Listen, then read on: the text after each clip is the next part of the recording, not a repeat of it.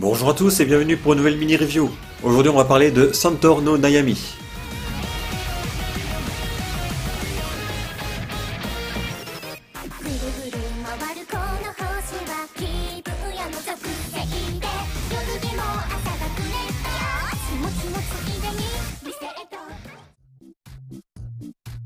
Centaur no Nayami est un slice of life animé par le studio Emon et édité chez nous par Crunchyroll.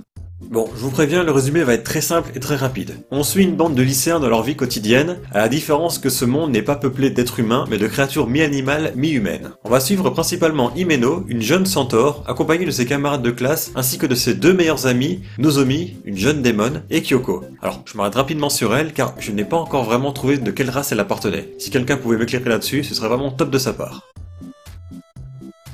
Alors comme prévu, un résumé très court car même si l'aspect est original, il n'y a pas vraiment de fil rouge dans la trame scénaristique. Sauf que là, au lieu de suivre de simples humains lycéens comme dans n'importe quel autre animé, là on a carrément affaire à des créatures imaginaires. Par contre ce que j'aime bien ici c'est, dans l'ensemble, la cohérence qu'il y a dans cet univers. On n'est pas vraiment dans un aspect comique se basant sur des situations inconfortables par rapport aux différentes races. Alors oui, ils en parlent de temps en temps, mais ils ne se focalisent pas dessus. Plusieurs thèmes assez importants sont traités, comme la place dans la société de chaque espèce. On se doute bien qu'il y en a qui sont forcément plus avantagés que d'autres, mais ce n'est pas une raison pour les mettre dans une catégorie spécifique. Dans ce monde aussi, le gouvernement essaye, tant bien que mal, de créer une égalité interespèces. C'est par exemple le cas des sirènes. Pas facile de vivre normalement sans véritable jambes ou autre moyen de transport. Mais il y a des solutions qui se créent, par exemple à base de prothèses, mais qui, malheureusement, restent assez chères à produire. Un autre point intéressant est la mixité entre les espèces. Les anges ou les démons ne se reproduisent pas uniquement entre eux. Dans ce monde aussi, le principe de métissage existe. Même l'homosexualité est évoquée de façon normale et sans discrimination.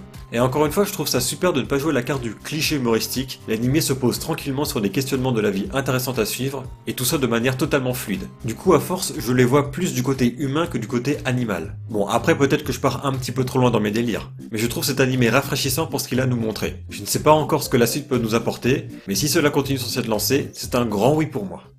Donc voilà, j'espère que cette mini-review vous aura plu. Si c'est le cas, n'hésitez pas à me suivre, à liker et à partager. Pour ceux qui suivent également l'animé, dites-moi dans les commentaires ce que vous en pensez. Et moi je vous dis à la prochaine pour une nouvelle vidéo. Sayonara!